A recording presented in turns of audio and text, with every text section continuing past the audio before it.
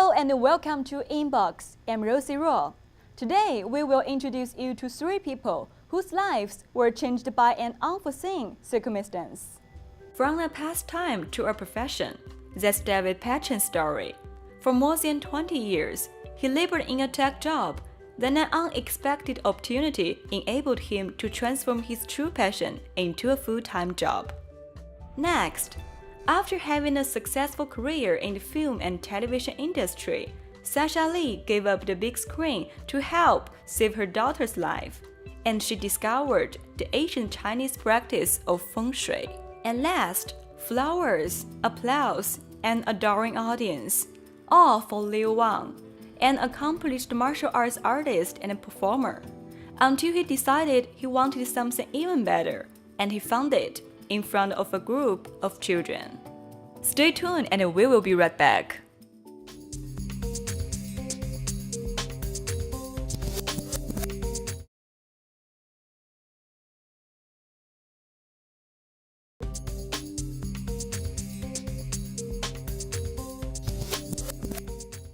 David Patchen turned a lucrative job in the tech film for a torch. The result? Beautifully ornate, uniquely designed glass, handcrafted, the work of a true master. Nadira Odlem introduced us into the world while fire and liquid collide.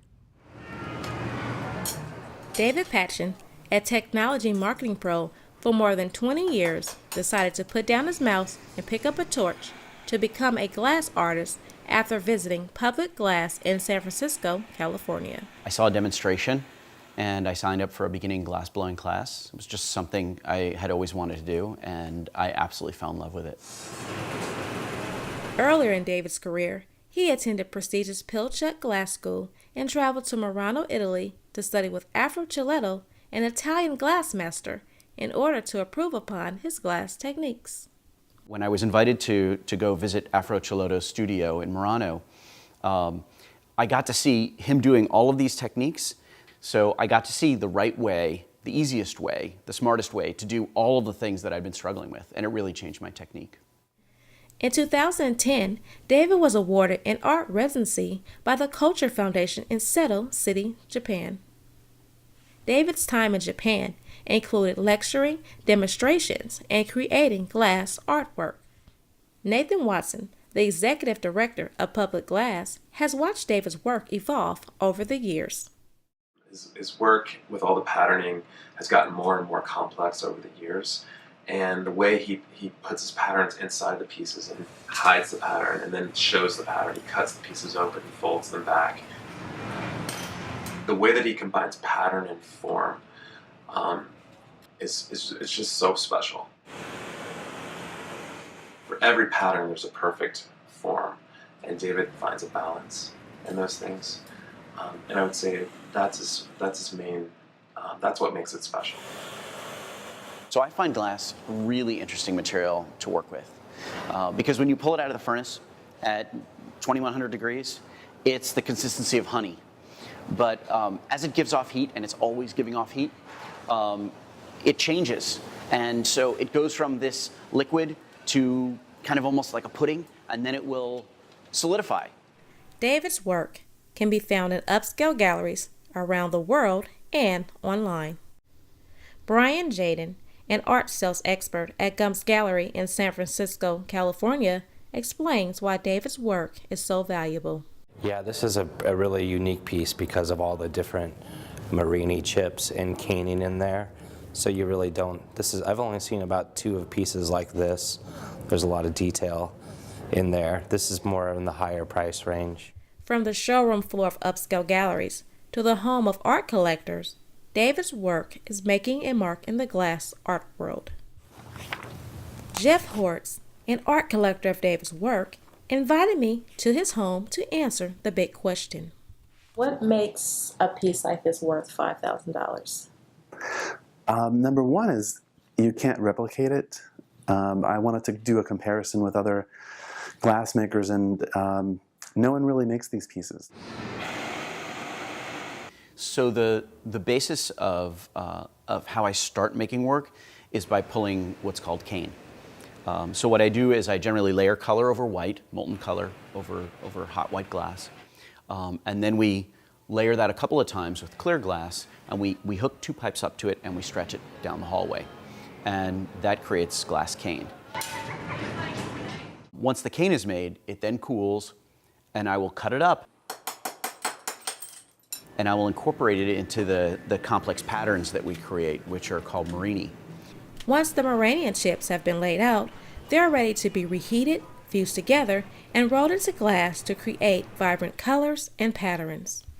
But wait, David's final patterns does not show their colors until they cool in the kiln for 36 hours. Then they reveal their true colors.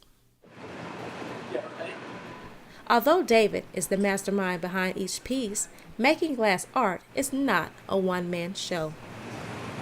Ian Witt, a glass artist and David's assistant, helps create the masterpieces from start to finish.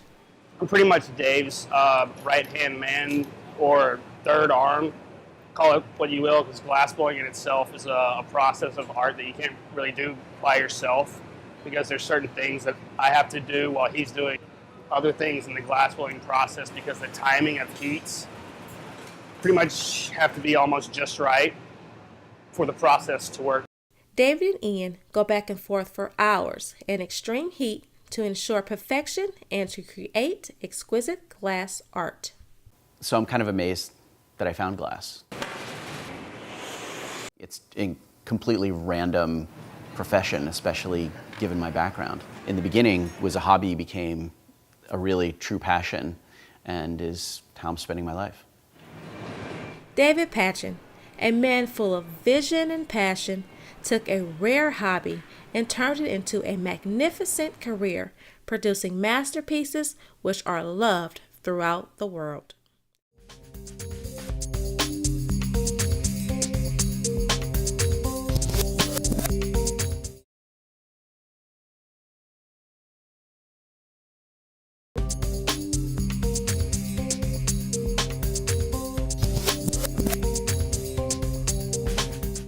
Sasha Lee was a nationally known film and television art director.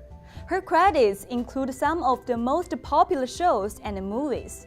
She gave up the glamour of Hollywood to become a Feng Shui expert. What happened? Tommy Young explains how her life was changed. It's someplace new. Nightmare Before Christmas. Hello? Dirty Dancing. Lock it, Frank. Lock it. Lock. MTV Liquid Television. These are just some of the many projects by Sasha Lee, an art director and model maker.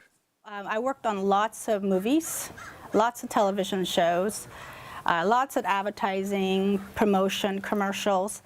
She is also an accomplished artist showcased in the Santa Cruz Museum of Modern Arts, the McMaster Museum, and the Art Gallery of Peterborough.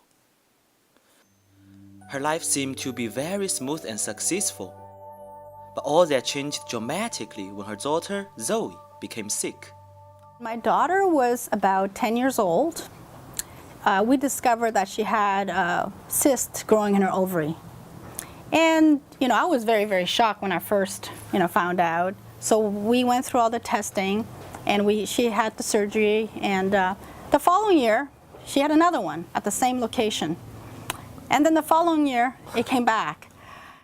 Sasha gave up her professional career to become a caregiver.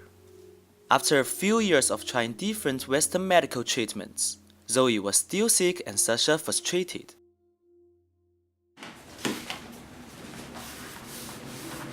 She considered Eastern Feng Shui. Her husband Todd was very supportive. Well, at the time, Western medicine is not helping. Why not be open to alternative, ideas, especially if those ideas are 5,000, 6,000 years old? Nothing to lose, right? And it doesn't cost anything. Yeah. All you do is you're aligning yourself with your environment. So what's there to lose? And they were right. In time, Zoe made a full recovery. Having Zoe cured from her illness was a true blessing. But when Sasha decided to become a full-time Feng Shui consultant, Her husband was a bit skeptical about her business decision. I had a very Americanized idea, and so like a lot of American things, you want an instant fix, instant satisfaction, kind of quick fix. Zoe thought feng shui was something fake, like a Hollywood movie. I thought that was totally embarrassing that she would go into that field. Fortunately, her embarrassment didn't last long. But she was totally not going into that field. She was digging deep into Asian history to look at one of the oldest traditions and studies that I've ever learned about, basically. Yeah, I think it's pretty cool now. It has been 13 years since Sasha made her career change. Today, she consulted with people and business globally. I have clients all over the world. Like where? All over America, China, Korea, Canada. Currently, right now, I'm working with Restoration Hardware, and I have completed several bank designs for HSBC Bank. And right now, I have several new jobs coming up, working with large corporations. She is one of the top 10 most influential feng shui experts on Twitter. More importantly, her clients appreciate her knowledge and skill. Dr. Harmony has been consulting with Sasha for over 3 years. I feel a very strong connection to her, and she's always guided me in the right place, and she's extremely positive. I really love the field. Oh, good. Yeah, me too. It's amazing. Yeah. Great. When I moved to San Francisco, get someone to come in and do feng shui on my apartment and on me. And that's how I ended up meeting Sasha. I truly believe that feng shui can help people get a better life. I think that if they believe in it. Let's now look to see what angle we're getting in your room. Okay. Okay. I think that you have to believe in it to want it. And so if you believe in it, I feel that it can definitely help you.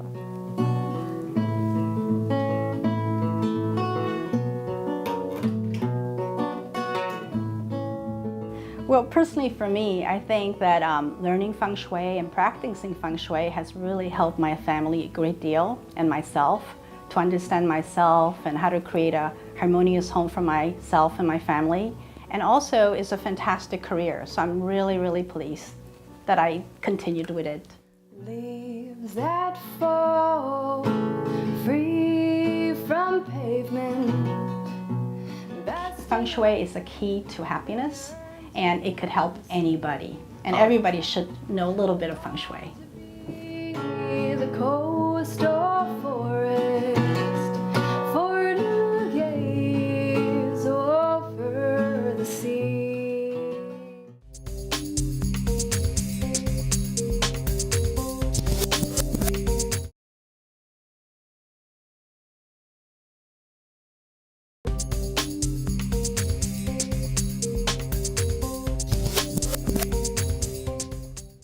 Liu Wang followed his dream to be a martial arts performer, and his dream came true. But little did he know, his true calling was not on the stage, but in teaching. I met with him to talk about his transformation.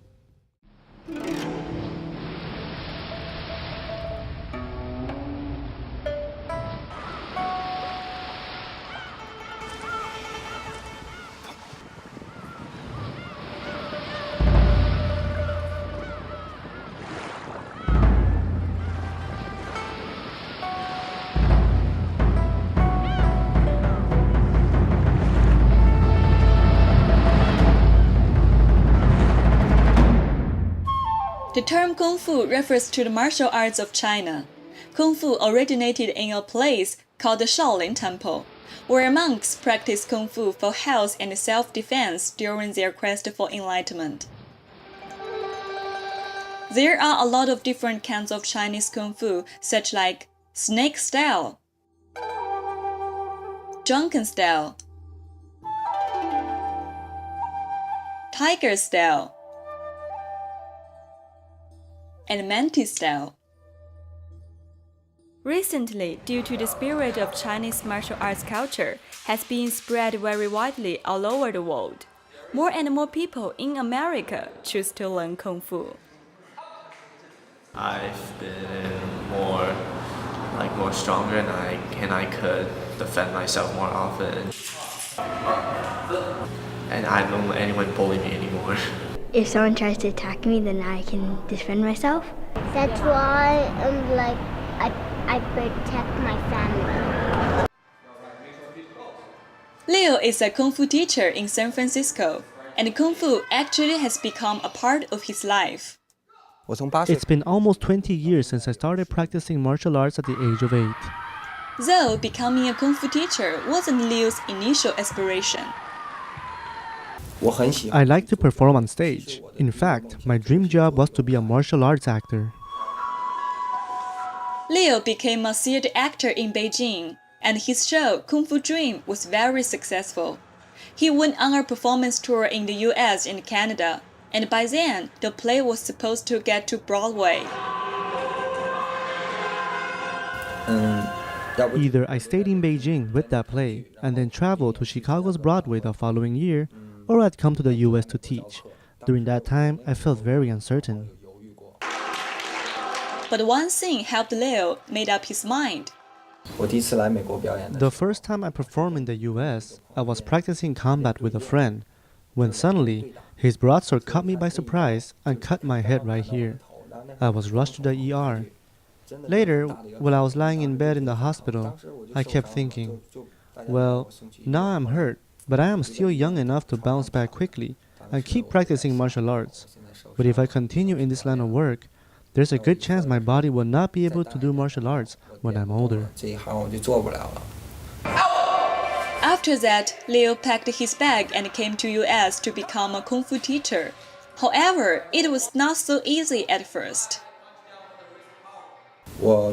I did think about it at the beginning, that I've been practicing martial arts for so many years, but now I spend my days teaching children. To be honest, I feel quite frustrated, and a thought kept constantly creeping back into my mind. I performed all the time in Beijing, where I received flowers and applauses. It made me kind of vain. But in America, I only had these kids. As you said, the skills involved in the teaching were those that you have mastered in the second year since you began to practice martial arts. Actually, all very basic movements like kicking, stretching, and shadow boxing.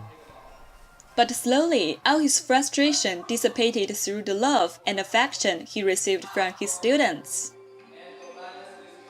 I like my teacher because he's nice and he teaches good and doesn't yell. Leo's a great teacher, and he's also a good friend to me. Every time Christmas rolled around, these kids will write to me in Chinese, like Merry Christmas to you, followed by their names, also in Chinese. The handwritings were not perfect, but I felt very warm and touched.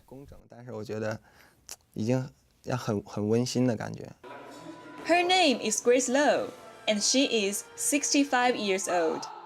She has been studied Kung Fu with Leo for 3 years. Before I learned Kung Fu, I cannot squat down because I have arthritis. And I know that Kung Fu, you have the stance. So that will help me to practice, to move my body a little bit more flexible. Leo's patience improved her health. The good thing about him is that even though you are old and you cannot move too well, he catered the movement to you so that you can learn from beginning, from gradually, and you can do a lot of move, like kicking. Before I cannot kick, and now I can kick pretty good. Along with the Kung Fu lessons, Leo is also teaching his students Mandarin and Chinese culture.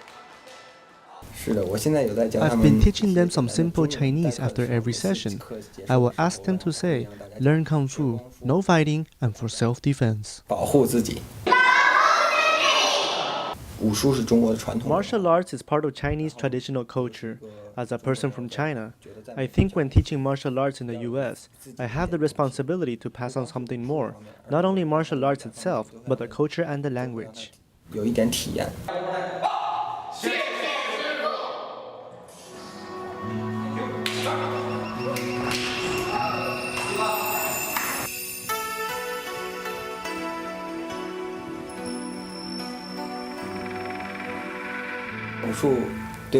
Martial arts for me is a spiritual belief. It's my pursuit, encouraging me to improve from time to time and to never give up. I have no regrets.